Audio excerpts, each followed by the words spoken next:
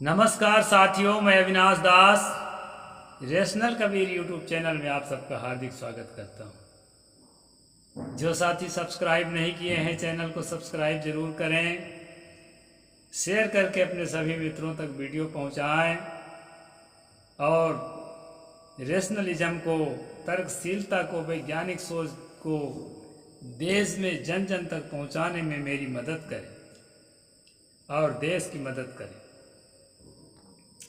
साथियों, मेरे पास कोई ऐसी कला नहीं है कि मैं अच्छा से अच्छा वीडियो बना सकूं, न मेरे पास संसाधन है। आप जानते हैं, बहुत लोग मुझे जानते हैं कि मैं एक सन्यासी हूं, कबीर पंथ का एक संत महात्मा हूं। तो मेरे पास ज़्यादा संसाधन नहीं है दोस्तों, और ना बहुत ज़्यादा एडिटिंग करने का कला है। इसलिए मैं साधारण वीडियो बनाता हूं। मेरे पास एक चीज़ है दोस्तों, वो सब तक पहुंचना बहुत ज़रूरी है, और इस चीज़ को जो भी पसंद करता है वो पहुंचाता भी है, और वो स्वयं भी इसी रास्ते का राही होता है। और वो चीज़ है दोस्तों, सत्य के ऊपर आस्था। असत्य से हट करके सत्य की ओर चलने का प्रयास। ये दुनिया में आडंबर, पाखंड, अंधविश्वास और धर्म के नाम से बहुत सारी कुरीतियां आज भी मौजूद हैं। हम उनसे कैसे अपने आप को मुक्त करें, समाज को मुक्त करें, परिवार को, देश को मुक्त करें, इसके लिए हम लोग प्रयास कर रहे हैं दोस्तों। अब इस प्रयास में आपकी भागीदारी जरूरी है। इसीलिए मैं कहता हूँ जन जन तक वीडियो को पहुँचाया करें, ताकि हम अपने मिशन को कामयाब कर सकें। साथियों, अभी मैं एक ताज़ा घटना आपको बता रहा हूँ, उसी के लिए वीडियो बना रहा हूँ।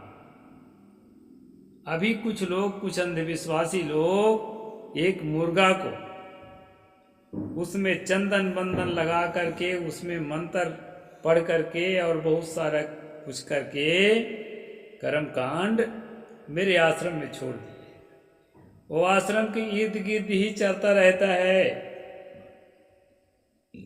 5-6 दिन हो गए, और जो है हाँकते हैं तो कहीं झुरमुट में छुप जाता है। अच्छा, उसको छोड़े क्यों हैं दोस्तों, ये मैं आपको बता दूं। ये गांव देहात है, यहाँ एक मान्यता है कि घर में जितनी बीमारी हो, पड़ोस में जितनी बीमारी हो, गांव में जितनी बीमारी हो, किसी बकरा को, किसी मुर्गा को मंत्र पढ़ के उसके अंदर मंत्र के द्वारा सारी बीमारी को डाल दो, सारी मुसीबत को, सारे संकट को डाल दो। और फिर क्या करो, उस मुर्गा को जहां छोड़ दोगे, वो सारा संकट, सारा मुसीबत, सारी बीमारी उसी को हो जाएगी, और तुम उससे मुक्त हो जाओगे। ये अंधविश्वास दोस्तों इस इलाके में फैला हुआ है, और उसी अंधविश्वास के तहत अंधविश्वासियों ने जिनके देवी को, जिनके देवता को, जिनके स्वर्ग नरक को, जिनके धर्म के नाम पर चलने वाली अंधविश्वास को, कुरीतियों को, बुराइयों को मैं स्वीकार नहीं करता, वो लोग जो है उस मुर्गा को बीमारी भर करके उसमें मेरे लिए छोड़ दिए कि चलो ये महात्मा ही बीमार होए, जल्दी से मरे तो हमारे धर्म को हम बचा सकें। हमारा, वो अंधविश्वास नहीं कहते उसको, धर्म कहते हैं, धर्म को हम बचा सकें। लेकिन दोस्तों 5-6 दिन हो गए हैं, अभी मैं आपके सामने हंसता मुस्कुराता बैठा हुआ हूँ। हालांकि मैं गारंटी नहीं करता, हाड़ मांस के शरीर है, कुछ हो भी सकता है, उसके कारण नहीं, उसके कारण तो कुछ हो ही नहीं सकता। और यहाँ तक कि जिन लोगों की बीमारियां उसमें थोपी गई है वो भी निरोग नहीं है, और हॉस्पिटल में ही ठीक होंगे। अब इलाज तो कराते हैं, यहाँ झाड़ फूंक भी कराते हैं, इलाज भी कराते हैं, दोनों चालू रहता है। तो साथियों, मैं दादागिरी से नहीं जीत सकता, किसी से नहीं जीत पाऊंगा, क्योंकि न मैं बाहुबली हूं और न मैं कोई अडानी अंबानी का रिश्तेदार हूं, रुपया वाला पैसा वाला। फक्कड़ फकीर महात्मा हूं और अपने ढंग से जी रहा हूं। दोस्तों, कितने लोग जो है दान देना बंद कर दिए कि इसको दान देना ठीक नहीं है, ये धर्म को नहीं स्वीकार करता है। अंधविश्वास को धर्म समझ रखें। हम बताने की कोशिश करता हूं, कोई कोई समझता भी है, और जो समझता है वो दान देना बंद नहीं करता, वो कुछ न कुछ देता है। साथियों, उस मुर्गा को इसलिए छोड़ा गया है कि अविनाश दास बीमार पड़ जाए और जो लोग बीमार हैं उसकी बीमारी निकल जाए, लेकिन ये तीनों काल में नहीं हो सकता है। यदि हमें कोई बीमारी होगी तो हम किसी को झाड़ फूंक कराने या किसी मुर्गा में बीमारी को डालने के लिए नहीं जाएंगे। हमको जाना होगा तो हॉस्पिटल जाएंगे। अब मैं स्वयं बायोलॉजी का स्टूडेंट हूँ, तो कुछ न कुछ विज्ञान का असर तो है। ऐसा तो नहीं है कि मैं बेईमानी से बायोलॉजी को पढ़ा, केमिस्ट्री को पढ़ा, फिजिक्स को पढ़ा, बेईमानी से तो नहीं पढ़ा। तो जो भी ईमानदारी से पढ़ेगा उसमें अच्छी बात होगी, उसको अपने जीवन में अप्लाई करेगा, ये तय है। और उन्हीं में से एक मैं स्वयं हूँ। साथियों, इस घटना को मैं इसलिए बता रहा हूँ आपसे कि आपके इर्द गिर्द भी बहुत तरह के टोना टामर, बहुत तरह के जंत्र मंत्र, झाड़ फूंक, ये सब चलता होगा, तो उससे डरना मत। तर्क करिए और मेरे उस सूत्र को याद रखिए जो मैं समय समय से याद दिलाता हूँ। किसी चीज को ठीक से समझे बिना छोड़ो मत, और किसी चीज को ठीक से समझे बिना पकड़ो मत। यदि आपने रस्सी समझकर सांप को पकड़ लिया तो अपनी बहुत बड़ी हानि कर ली है। यदि आप कांच का गोला समझकर हीरा को फेंक दिए तो आपने अपनी बहुत बड़ी हानि कर ली। इसलिए साथियों, किसी चीज को ठीक से समझकर पकड़ना और किसी चीज को ठीक से समझकर छोड़ना, यही तर्कशीलता है, यही वैज्ञानिक सोच है, यही रेशनलिज्म है और यही एथिज्म है। अगर देवी है, अगर अदृश्य शक्ति है, अगर देवता है, ईश्वर है, परमात्मा है, लोगों को कहे अनुसार स्वर्ग नरक है, उसकी परीक्षण करो, जांच करो, और अगर पकड़ में आता है कि हाँ भाई ऐसा कुछ है, स्वीकार कर लो। और जांच में, परीक्षण में अगर झूठा निकल जाए उसको कचरा समझकर दिमाग से बाहर निकाल दो। और ये सब झूठे हैं, हमने बहुत जांचा परखा है। इसके बाद जो है देवी देवता, ईश्वर, परमात्मा, स्वर्ग नरक को त्याग किया है। साथियों, फिर साधना काहे का? जब भगवान को नहीं खोज रहे हो तो किसको खोज रहे हो साधना के द्वारा? ये भी सवाल पैदा करते हैं लोग। तो ये साधना के द्वारा किसी को खोजा नहीं जाता है। ये साधना क्या है, संक्षेप में मैं बता रहा हूं, ठीक से समझिए आप। साधना है दोस्तों, असत्य से निकल करके सत्य में अपने आप को स्थापित करना। संसार के मोह माया, राग द्वेष, कलह कल्पना, काम वासना, क्रोध वासना, ईर्ष्या, लोभ, ये जितने नेगेटिविटी हैं जो आपके मन को संसार से जोड़े रखने का काम करती हैं, ये सारे नेगेटिविटी से, ये सारे जो कहना चाहिए कि मनोविकारों से, मन के वैमनस्य भाव से, मन के कालुष्य भावों से अपने जीवन को मुक्त करके और एक सहज अवस्था में एक निर्वाण अवस्था में स्थापित करना, जहाँ दुख नाम की कोई चीज नहीं, संकट नाम की कोई चीज नहीं, ऐसे स्थिति में स्थापित करना, ऐसा करने के लिए प्रयासरत रहना, ये साधना है दोस्तों। और इससे मिलेगा क्या? इससे वही मिलेगा जो संसार के आम आदमी को मिल ही नहीं सकता। क्यों नहीं मिल सकता? क्योंकि संसार के आम आदमी की खोज क्या है? आप जिसको तलाशेंगे, अगर वो चीज होगी तो वो आपको वही मिलेगी, क्योंकि आप उसको तलाश रहे हैं। और वो चीज होगी ही नहीं तो कहाँ से मिलेगी? आप देवता को तलाशेंगे, ईश्वर को तलाशेंगे, परमात्मा को, ब्रह्म को तलाशेंगे, स्वर्ग नरक को तलाशेंगे तो नहीं मिलेंगे आपको, क्योंकि वो ऐसा होता ही नहीं है।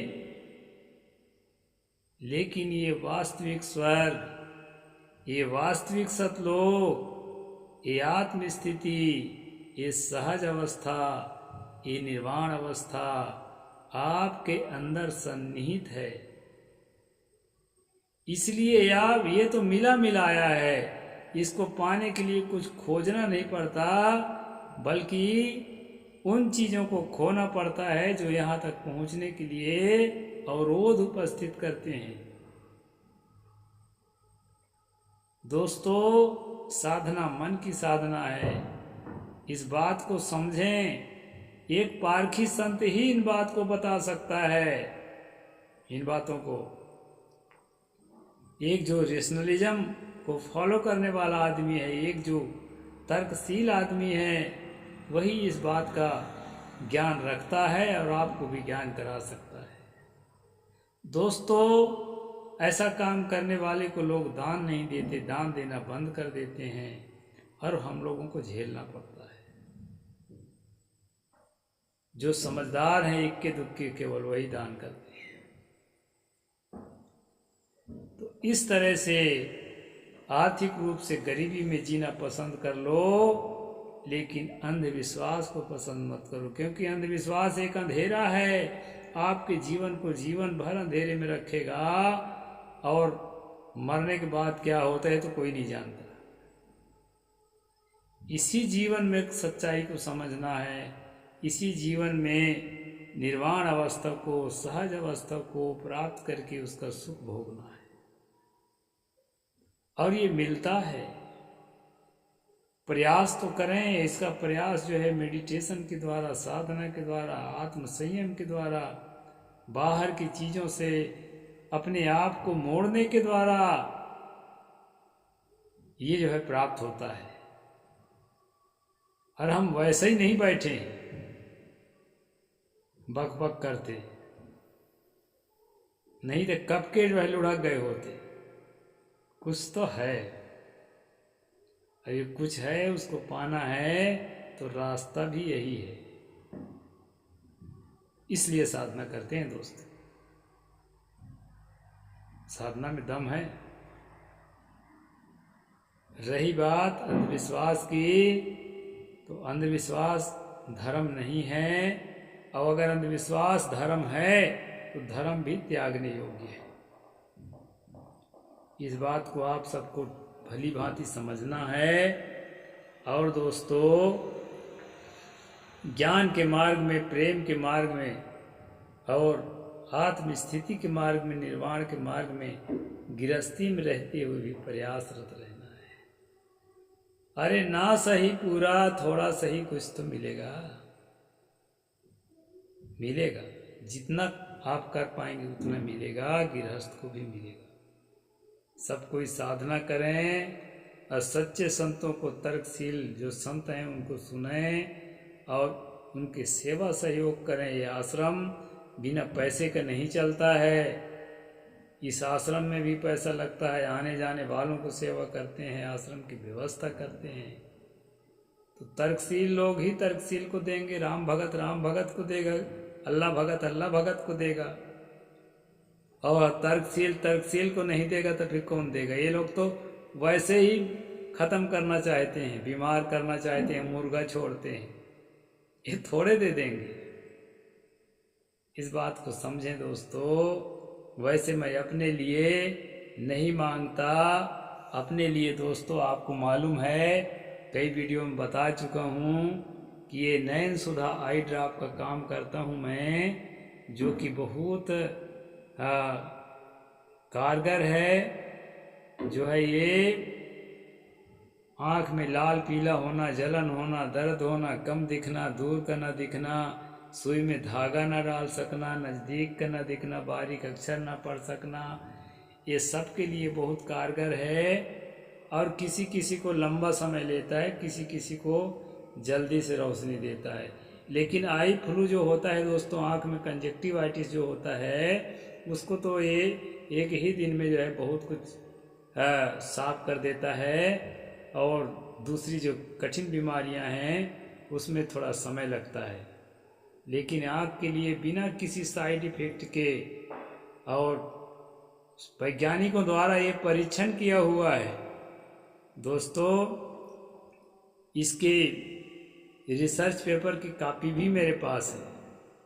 तो इसी किसी प्रकार का नुकसान इसमें आँखों में नहीं है, और मीठी मीठी नींद भी पैदा करता है, आँखों के स्ट्रेस को ख़त्म करता है। विट्रस जेल में जो प्रोटीन के ग्रोथ बनते हैं और उसके कारण फ्लोटर्स आते हैं आँखों के सामने कुछ नहीं आता है, वो अंदर से होता है। प्रोटीन के ग्रोथ से जब प्रकाश जो है रेटिना में ठीक से नहीं पहुंचता है, तो उसके कारण लगता है कि आँखों के सामने कुछ है। तो वो जो ग्रोथ बनता है, ग्रोथ को तोड़ता है दोस्तों। इसमें एंटीऑक्सीडेंट गुण पाया जाता है, और जो है एंटी इन्फ्लामेटरी भी पाया जाता है, ताकि ये कंजक्टिवाइटिस को बहुत जल्दी ठीक करता है। साथियों, रेटिनोपैथी है, डायबिटिक रेटिनोपैथी, उसमें जो सिराओं के द्वारा रेटिना में शुगर आता है, उस शुगर को भी साफ करता है। आँखों में कचरा या धूल गर्दा है, उसको भी तुरंत निकाल देता है।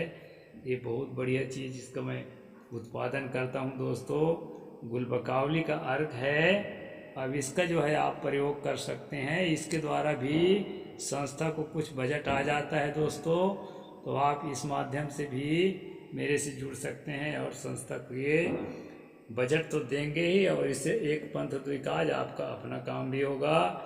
ये मल्टीपर्पज फैमिली आई ड्रॉप है, किसी के लिए नुकसानदायक नहीं है। बच्चा से बूढ़ा तक सबको इसका प्रयोग करें। आँखों को स्वच्छ रखें, स्वस्थ रखें, और मस्त जीवन जिएं, तर्कशील बने, और देश के लिए फायदेमंद बने दोस्तों। नमस्कार साथियों, साहिब बंदगी, जय जोहार, जय भीम, जय भारत।